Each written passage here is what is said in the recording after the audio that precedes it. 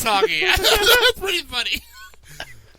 So that goes on, but I just like the fact that Shawn says he'll get his sickest possible. Another bit of foreshadowing. Sorry about that. So, Shawn somehow turns it into Topanga and Cory. I don't know how he did that. It was well done. Yeah. Nice way to twist the story It's like, back hey, to where we are. it's his dream. Yeah, it was a nice way of putting it. And then we come back out, and Angela's just screaming up a storm. Screaming up a storm at a garbage container. Yeah, well, the garbage container's there.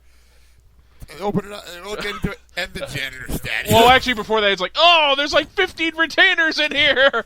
But the best part was, this. Angela, do you want to scream anymore? Don't look inside. He goes, hey, my thing is, how the hell did they miss the janitor when they opened it up and saw the 15 retainers? You think a corpse would be easy to spot? Oh, here it is. So then we find the janitor's dead. The killer is one of us, and here's the like in that movie. Oh, here's the whole quote. But it would mean dun dun dun. Dun. The killer is one of us. Like it, the killer is one of us. Dun dun dun. And now we're ready. Why? Did we upset you? Yes, enough. Upset you enough to kill? Dun dun dun. I'm done.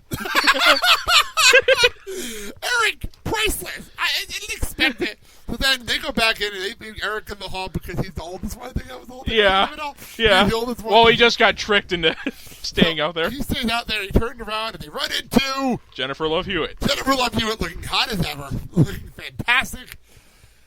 Great appearance as Jennifer Love Pfefferman. And this model Love Hewitt comes complete with dual airbags. Yes. Pfeffy, by the way, I'll openly admit that she is the reason why I party with 5. So, oh, not Nave Campbell? No, it was definitely Jennifer Love Hewitt. That is the reason why I party with 5. By the way, I do love the fact that they made that joke. They made that joke, by the way. The phone rings. The phone rings. Jack's on the phone, and all of a sudden, like, we can use that phone to our advantage. He pulls the cord out. Yet the phone's still ringing. Before that, it's, what's your favorite scary movie? That was Scream reference. Isn't that the one with the hottie hot from Party of 5? Dave Campbell? Duh. Dave Campbell reference. That was great. The phone breaks. But the question is, he has the phone in his hand. Yeah.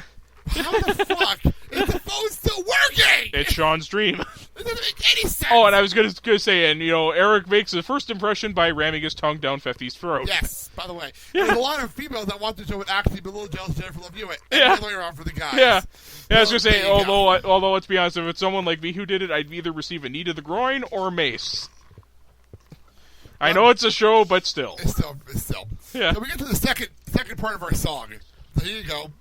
We were singing there before we went on the air. Here's a knife. Here's a gun. There'll be fun for everyone. Death is on the menu tonight. You know, I might actually use this on the Blake Special Halloween special. By the way. So now we're in the library. What if you can find the song? No, you singing it. You singing it. So library. We're in the library now, and I love Eric. When did this go to the library? What? So, Pfeffy is talking to Cory randomly. And winds up kissing him. No, kiss him on the cheek. Yeah. But Tank is watching the entire time, but made it even funnier. With a glare normally reserved for people trying to set someone on fire with their mind. Yes.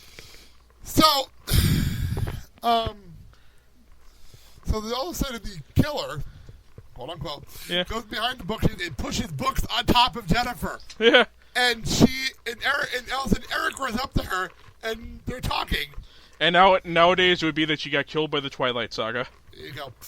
They're chit-chatting, and Eric's like, save your breath. It's like, I'm dying. Never mind. So she goes, and I saw the killer. The killer is more books. Yeah. More books. And the 50 Shades of Grey trilogy finishes Eric off. God damn it. He read those. Anyway, you read a Harlequin novel, then you've read 50 Shades of Grey. I'm just trying to find the quote. I had it here too. Where'd it go? The quote from I can't find it, from Jack. Oh, here it is. Jack comes up to them. Eric, Pfeffy, you're my friend, my roommate. I didn't really know her. Yeah. Wait, if he can't pay the rent, he can't pay his half of the rent. I can't live there. I don't want to live anymore. So he runs out the window, and Angela follows, which is so ridiculous. But I add. But she tells him, Jack, Shawn is still your roommate. You can still live there. You still afford the rent. They turn around, they go back in. And the killer pushes them off. Of course they do.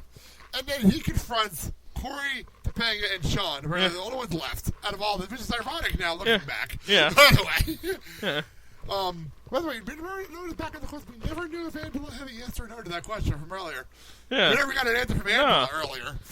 But anyway, so we turn around and it's Shawn, Cory, Topanga, and the killer.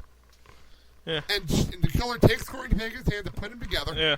Shawn goes up to him and takes off his mask, and it's Shawn looking at himself.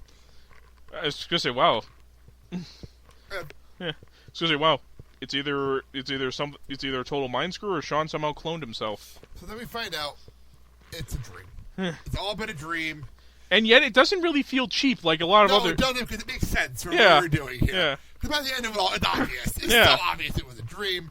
And we all tie it back in together with the main storyline. Yeah. That I feel guilty for the fact that they broke up. Yeah. In the real world. Because he had no control over it. Exactly. Which is fine. That makes sense. I completely agree with that. Very well done. So, that's that. The tension's over.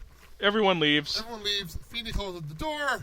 And the guy with the mask comes back. Now that's a mind screw. What? So then we go to the tag. Because perhaps the janitor really is preparing to strike now. We go to the tag. And you lost it with this tag. Yeah. Feeney is dreaming of the perfect class. Sir, Mr. Feeney, Yes, sir. Wow. And his perfect thing with Topanga is that she actually stumps her. Yes, I got that. That was great. I didn't expect that. That was very funny. So. And we forgot to mention with Feffy. Feffy's screaming at the phone ringing, and then Angela just goes, What? And screams back at her. Hey, I'm the one who does all the screaming here. Very true. I was going to say, she totally threw down there. Yeah, it's very, very funny. So that is the episode. Oh, and we forgot Feeney waking up and seeing the class unruly. Of course. And he asked Shawn what Nebraska is. It's the 75th state, best known for IKEA. And then you see Feeney pick up a pair of scissors and this is probably the scariest William Daniels has ever looked. On the show. As in, seriously, he looks ready to bust a cap in someone's ass. So that's how the show ends. That's it. That's our Halloween episodes. Any more thoughts on this one before we wrap things up? Actually scared me quite a bit when I was younger. This is 98. Younger. It's doubly so with seeing Feeney getting whacked. It's true. It's very, very true. So, give us a rating. I was going to say 10. 10 on this one for you. Wow. I was going to say, mainly because it's the perfect horror spoof, and he actually managed to make a spoof that ties into the storyline. Yeah, I give you that. I'm going to go with a 9 on this one, but well done. Yeah. Well done on doing a horror spoof. Well done at tying it in with the storylines. At the end of the day, that's what this show is about. They find a way to tie everything together despite how weird and goofy they can get. So, well done. Yeah. Well done. So that is that. That is today's show. We'll be back next week. We get back to normal. We'll be back to Season 1. Season 1 episode is called Killer Bees. That'll be our next show. Please rate and review the show on iTunes, Stitcher. Send an email. I'll see if I can get this right the first time this time. To us at boymeetsretrocast@gmail.com. Tweet the show at boymeetsretro. Leave a voicemail, 414-882-8965. That is it.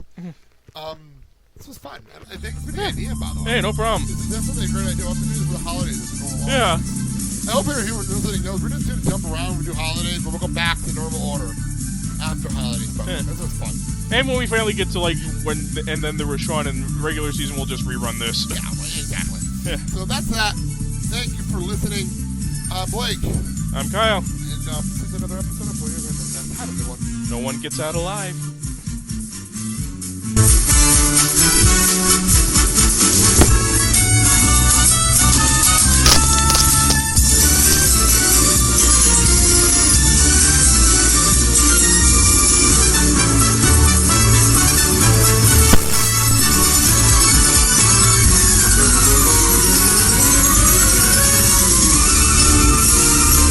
Haven't you heard?